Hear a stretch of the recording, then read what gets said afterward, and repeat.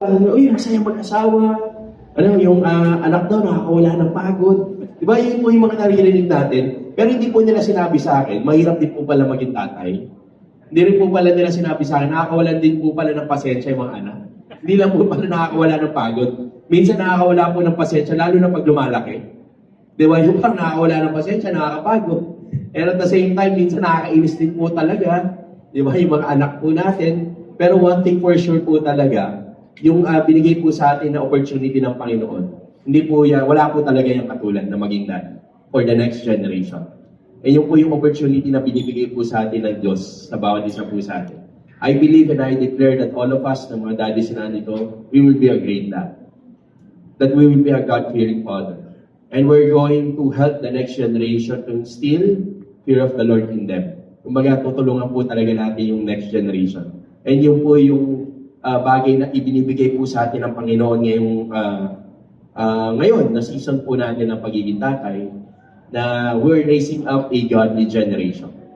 Kung meron po tayong pamilya, o sa pamilya po natin, meron po tayong nakatisna na hindi maganda, hindi kaaya-aya, o hindi po maganda sa paningin ng Panginoon, dito na po magtatapos yun. Amen. Kasi kayo po ginagamit na po ng Panginoon ngayon. Amen. Para mag-raise ng godly generation. Yung mga Amen. fears po natin na sa dad, lalo na yung may mga anak na babae, di ba? Yung mga ganung joke na, alam nyo, hindi po mangyayari yun.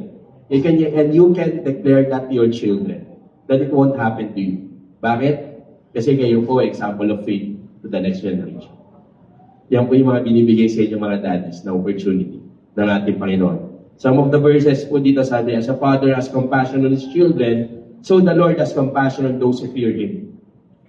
The Bible says, I will be a father to you, and you shall be sons and daughters to me, says the Lord Almighty. And isa pa pong verse sabi dito, the Lord your God carried you as a father carries his son. So that God is a father to us. That's why we can be a godly father to the next generation. I'm not saying that yung mga daddies po natin will be a perfect daddy, but you can be sure that they will be a dad who fears the Lord. Okay, so yung mga ushers po natin, bago po tayo mag-pray, bigay lang po natin yung mga token po natin sa kanila.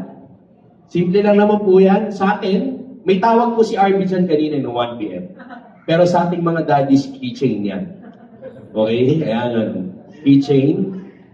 Tapos, isa pa, 3 po yan. Pangalawa, sa CBTL, meron po kayong free upsize. Yung coupon, bigay nyo lang po yan sa CBTL. And at the same time, sa Tom Jones, meron po kayong 50 pesos off. Ayan, meron po diyang, ano tawag doon? Voucher. Tapos last, mamaya, after the service, yung mga daddies, kunin po nyo sa admin side po dito, sa right side. Meron po kayong 200 pesos gift certificate from Nathaniels.